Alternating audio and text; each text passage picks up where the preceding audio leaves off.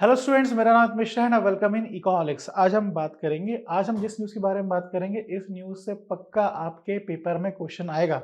आप यूपीएससी दे रहे हो या फिर किसी स्टेट का एग्जाम दे रहे हो या RRB grade RBI grade B exam दे रहे हो, यहाँ से क्वेश्चन आने के चांसेस बहुत ज़्यादा हैं। न्यूज़ क्या है? न्यूज़ ये है कि गवर्नमेंट ने बेस ईयर चेंज कर दिया है जीडीपी का, सीपीआई का, कंज्यूमर प्राइस इंडेक्स का, आईआईपी का, इंडेक्स ऑफ इंडस्ट्रियल प्रोडक्शन का, डब्ल्यूपीआई का, होलसेल प्राइस इंडेक्स का। इन सब का गवर्नमेंट ने क्या कर दिया है? बेस ईयर चेंज कर दिया है गवर्नमेंट ने। अब बेस ईयर क्या होता है? सपोज एग्जांपल, बेस ईयर एक कंपैरिजन ईयर होता है, जिस ईयर से हम अभी प्रेजेंट ईयर को कंपेयर करते हैं। मैं आपको एक एग्जांपल के साथ समझाता हूँ। सपोज 2025 है। सपोज 12th क्लास में कोई बच्चा है और 12th क्लास अभी 2025 की चल रही है, ठीक है।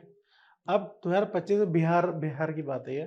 सपोज यहाँ पे एग्जाम में क्या होगी? चीटिंग हो गई। टीचर को मालूम चल गया एग्जाम में चीटिंग हो गई। बच्चे कितने नंबर आ गए? बच्चे के आ गए 99 नंबर आ गए मैथ्स में, ठीक है। अब बच्चे के नंबर 99 आ गए हैं 12th क्लास में। अब इसकी अगर मैथमेटिकल स्किल देखनी हो टीचर को, या फिर टीचर को अगर इसकी मार्कशीट बनानी हो, तो फिर क्या तरीका है? एक तरीका तो ये है कि टीचर क्या कर ले, इसके 11th क्लास के मार्क्स को देख के क्या कर ले, कंपैरिजन कर ले कि 11th क्लास में ये बच्चा कैसा था। उस हिसाब से इसको नंबर दे दे 12th क्लास में।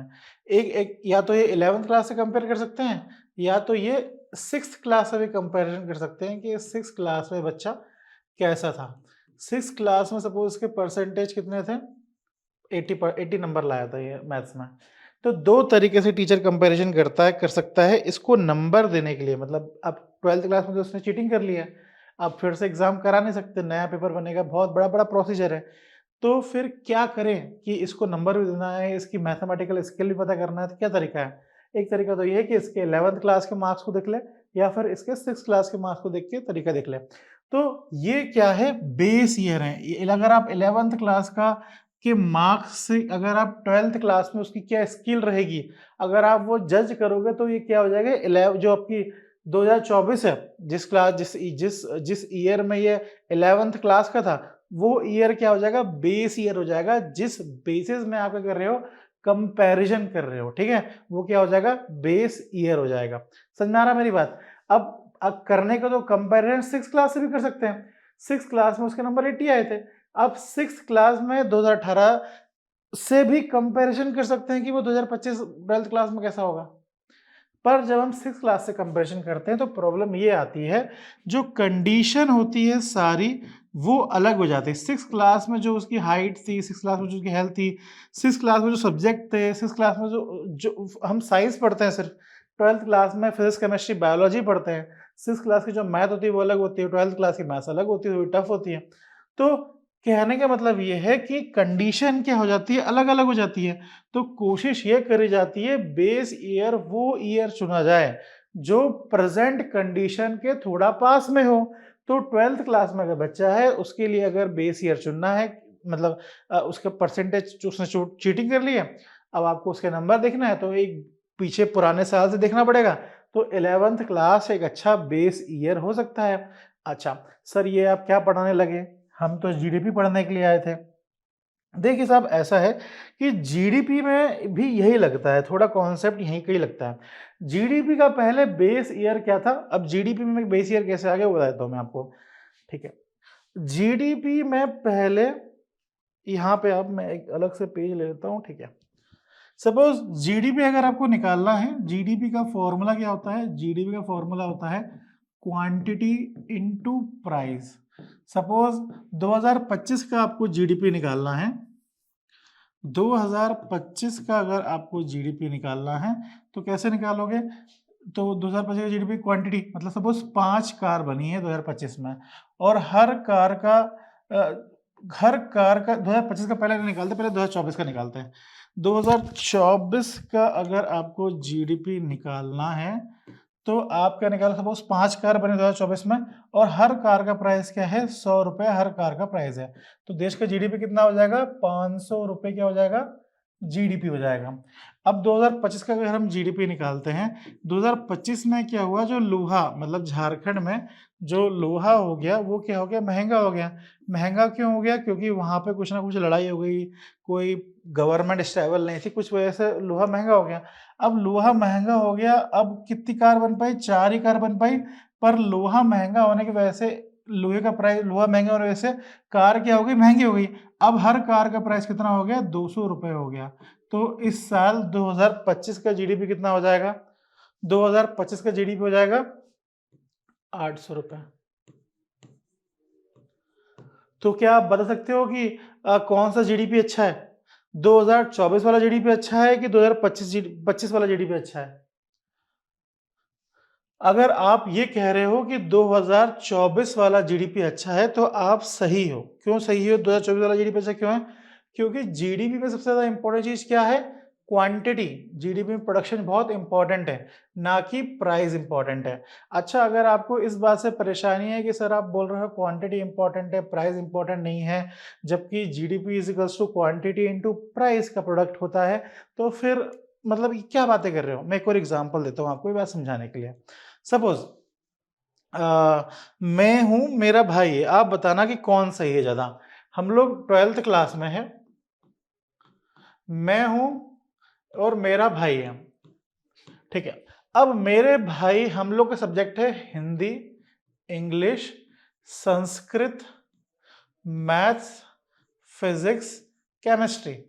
उसके हिंदी में पापा ने बोला कि भाई 12th क्लास में अगर अच्छे परसेंट लेके नहीं आओगे तो गांव में भैंस चराना तुम लोग। तो फिर हमने पढ़ाई करी, मेहनत करी। तो उसने क्या करा, हिंदी में ले आया वो 100 आउट ऑफ 100, इंग्लिश में ले आया वो 100 आउट ऑफ 100, संस्कृत में ले आया वो 100 आउट ऑफ 100, पर मैथ्स में लाया वो 50, फिजिक्स में लाया वो 50, केमिस्ट्री में लाया वो 50। ये नंबर लेके आया वो। मेरी बारी आई, अरे यार ये सब थोड़ा इधर उधर हो जाता है, सॉरी। अब मेरी बारी आई, जब मेरी बारी आई तो मैं हिंदी में लाया 50 नंबर, इंग्लिश में लाया 50 नंबर, संस्कृत में लाया 50 नंबर, पर मैं मैथ्स में अच्छे नंबर ले आया, फिजिक्स में मेरे बहुत अच्छे नंबर आ गए, केमिस्ट्री में भी बहुत अच्छे नंबर आ गए। अब बताओ, मेरे पेरेंट्स या फिर अगर आप भी हो, तो आप कौन से नंबर देख के ज्यादा खुश होंगे? ये वाले नंबर कि ये वाले नंबर? ये वाले नंबर ज्यादा खुश है, क्योंकि जो इंपॉर्टेंट सब्जेक्ट्स हैं उसमें मेरे नंबर अच्छे आए हैं। अगर फिजिक्स केमिस्ट्री, जो पेरेंट्स होते हैं वो मैथ फिजिक्स केमिस्ट्री को इंपॉर्टेंट समझते हैं, तो इसलिए मैं बोल रहा हूँ कि इंपॉर्टेंट जो सब्जेक्ट्स हैं उसमें मेरे नंबर अच्छे आए हैं। तो ये वाली बात है, ठीक है। ओके, तो वैसे ही अगर जीडीपी का जो क्वांटिटी इनटू प्राइस है, और क्वांटिटी अगर ज्यादा है तो वो जीडीपी क्या होगा? अच्छा जीडीपी होगा। तो इस हिसाब से जीडीपी अच्छा कौन सा होना चाहिए? 2024 का जीडीपी अच्छा होना चाहिए। पर मैथमेटिकली अगर हम सॉल्व कर रहे हैं तो कौन सा जीडीपी ज्यादा अच्छा आ रहा है? 2025 का जीडीपी अच्छा आ रहा है।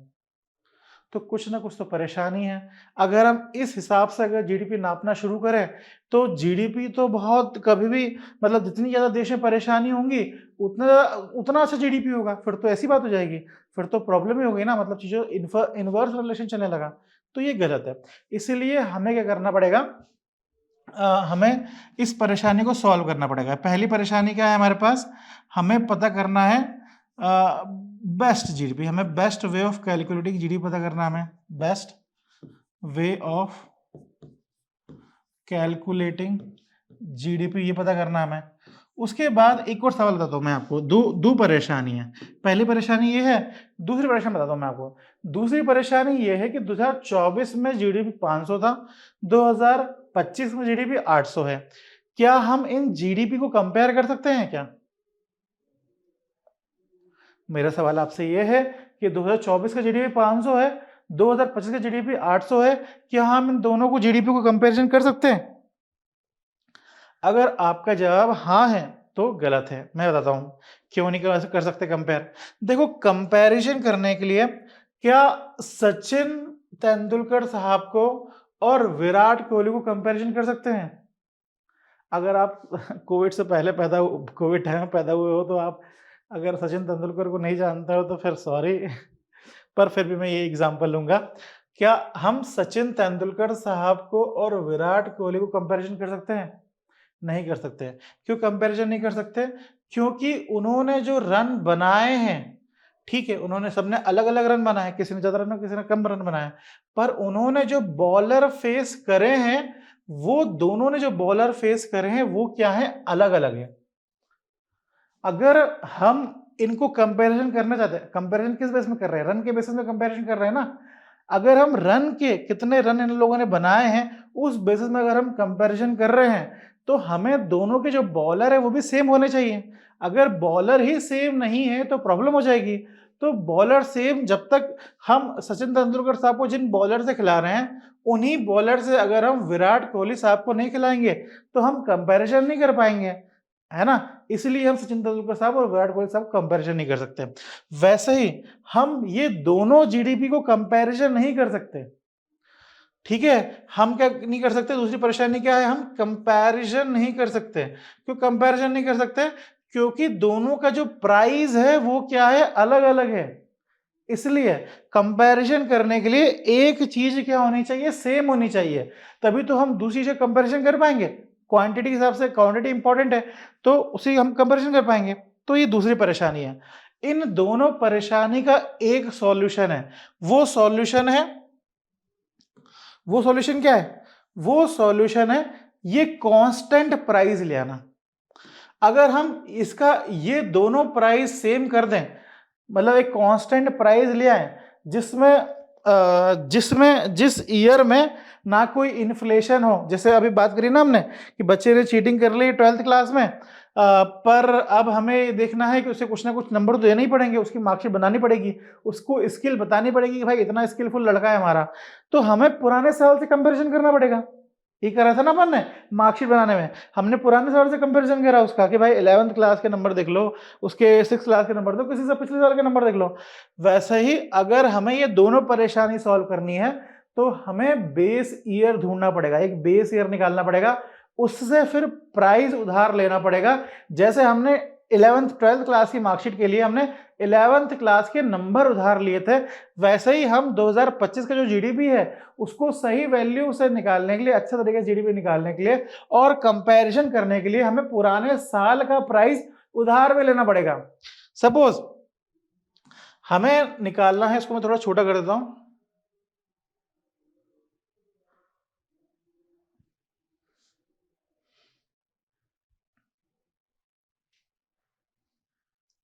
ठीक है।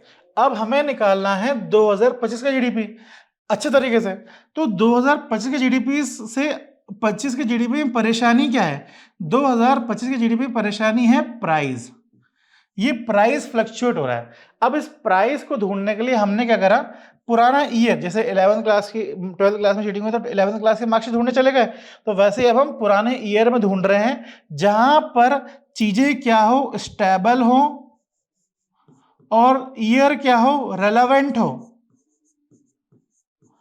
तो जब हमने ढूंढना शुरू करा तो पहले हम क्या करते थे, पहले हम 2011 में चले जाते थे, क्योंकि 2011 में ना कोई कोविड आया, ना कोई जीएसटी आया, ना कोई डिमोनेटाइजेशन करा, इसलिए 2011 वाला ईयर ठीक ठाक था, स्टेबल था, नॉर्मल ईयर था, ना कोई मतलब और ठीक ठाक रेलेवेंट भी था हमारे लिए पहले। पर तो हम लोग क्या करते थे, 2011 का यूज करते थे। 2011 में भी कुछ ना कुछ क्वांटिटी होगी और कुछ ना कुछ प्राइस होगा। तो हम लोग क्या करते थे, पहले 2011 का जो प्राइस था, सपोज 2011 में क्या प्राइस था, 90 रुपए प्राइस था, तो 2011 का प्राइस यूज करके करंट ईयर का जीडीपी निकालते थे। जैसे मैं आपको बताऊं तो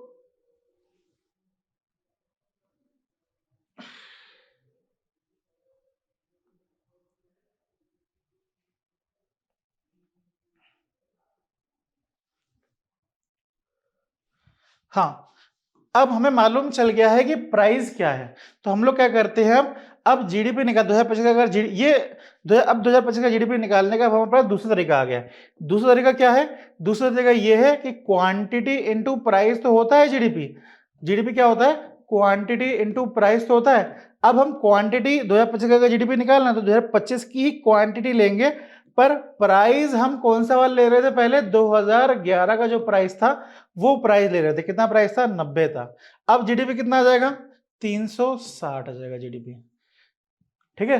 ये है दो तरीके से जीडीपी निकालने का तरीका। पहला तरीका है जीडीपी निकालने का कि आप करंट ईयर की जो क्वांटिटी है, करंट ईयर की जो क्वांटिटी है उसको करंट ईयर के प्राइस से मल्टीप्लाई करके जीडीपी निकाल लो। पहला तरीका जीडीपी निकालने का। दूसरा तरीका जीडीपी निकालने का लिए ये है कि करंट ईयर के क्वांटिटी से पुराने ईयर के प्राइस से, पुराने ईयर को बोल देंगे हम कांस्टेंट प्राइस, कांस्टेंट प्राइस से मल्टीप्लाई कर दो। ये दूसरा तरीका जीडीपी निकालने का। इन दोनों में से सबसे अच्छा तरीका जीडीपी निकालने का कौन सा है? ये वाला अच्छा तरीका है जीडीपी निकालने का। ये वाला थोड़ा खराब तरीका है जीडीपी निकालने का। क्यों तरीका है? क्योंकि इसमें इन्फ्लेशन इंक्लूडेड है। चीजें महंगी हो जाएंगी, जीडीपी अच्छा हो जाएगा। जीडीपी चीजें जब सस्ती हो जाएंगी, जीडीपी अच्छा खराब हो जाएगा। पर यहाँ पे हमने एक पुराने साल का ले लिया, वहां पे प्राइस कांस्टेंट था, वो एक नॉर्मल ईयर था, कोई कोविड नहीं था, कोई इन्फ्लेशन नहीं, मतलब इन्फ्लेशन नॉर्मल था और कोई डिमोनेटाइजेशन, कोई जीएसटी नहीं था उस ईयर में। तो हमने उस ईयर का प्राइस ले लिया, तो हमारा जीडीपी आ गया। जब हम करंट प्राइस से जीडीपी निकालते हैं तो वो जीडीपी कौन सा जीडीपी कहलाता है? वो जब हम करंट प्राइस जीडीपी निकालते हैं तो वो जीडीपी कहलाता है नॉमिनल जीडीपी। कौन सा जीडीपी कहलाता है? वो नॉमिनल जीडीपी। जब हम कांस्टेंट प्राइस से, मतलब 12th क्लास में चीटिंग हो गई है, जब हम पुराने ईयर के प्राइस का रेफरेंस लेके अब जीडीपी निकाल रहे हैं, 12th क्लास के परसेंटेज अब निकाल रहे हैं, तो वो कौन सा प्राइस होगा? वो कांस्टेंट प्राइस का यूज करके जब हम जीडीपी निकालते हैं तो वो जीडीपी होता है रियल जीडीपी। और जिस ईयर का जीडीपी, जिस ईयर के प्राइस को हम यूज कर रहे हैं, आई रिपीट, जिस ईयर के प्राइस को हम यूज कर रहे हैं रियल जीडीपी निकालने के लिए, उस ईयर को हम बोलते हैं बेस ईयर। जिस ईयर के प्राइस को हम यूज कर रहे हैं रियल जीडीपी निकालने के लिए, उस ईयर को बोलते हैं बेस ईयर। यहां पे मैं जो प्राइस लेके आ रहा हूं वो 2011 का लेके आ रहा हूं जीडीपी निकालने के लिए। अब गवर्नमेंट ने ये बोला है कि अब से 2011 को बेस ईयर नहीं लेंगे। मतलब ये है कि अब अगर 2026 का जीडीपी निकालना हो, 2027 का जीडीपी निकालना हो, तो सरकार प्राइस के लिए 2011 का ईयर नहीं लेगी, 2011 को बेस ईयर नहीं लेगी। अब गवर्नमेंट ने बोला है कि अब अगर मुझे प्राइस देखना होगा आगे के टाइम पे रियल जीडीपी निकालने के लिए, तो मैं 2022-23 का जीडीपी लूंगी। ठीक है, 2022-23 का ईयर यूज करके मैं जीडीपी निकालूंगी, ये गवर्नमेंट ने बोला है। ठीक है, देखो propose base year for GDP क्या आ गया है? 22 और 23। ठीक है, वैसे ही सीपीआई का बेस ईयर क्या हो गया? 23-24। IIP index for industrial production, जो इंडेक्स फॉर इंडस्ट्रियल प्रोडक्शन क्या होता है? इंडेक्स फॉर इंडस्ट्रियल प्रोडक्शन बताता है कि टॉप 10 कंपनीज का वहां पे डेटा होता है कि भाई ये टॉप 10 कंपनी है, बहुत स्पीड से ग्रो कर रही है, ये मैन्युफैक्चरिंग कंपनी का डेटा होता है वहां पे। तो वो इंडेक्स फॉर इंडस्ट्रियल प्रोडक्शन का भी वो बेस ईयर क्या है? 22-23। डब्ल्यूपीआई का बेस ईयर भी क्या है? 22-23। सीपीआई का बेस ईयर 23-24 से, याद रखना अलग बेस ईयर है, यहां से क्वेश्चन आ जाएगा। ठीक है, तो ये है बेस ईयर की कहानी। अच्छा, सीपीआई का बेस ईयर क्या है? सीपीआई के बारे में थोड़ी सी और बात कर लेते हैं।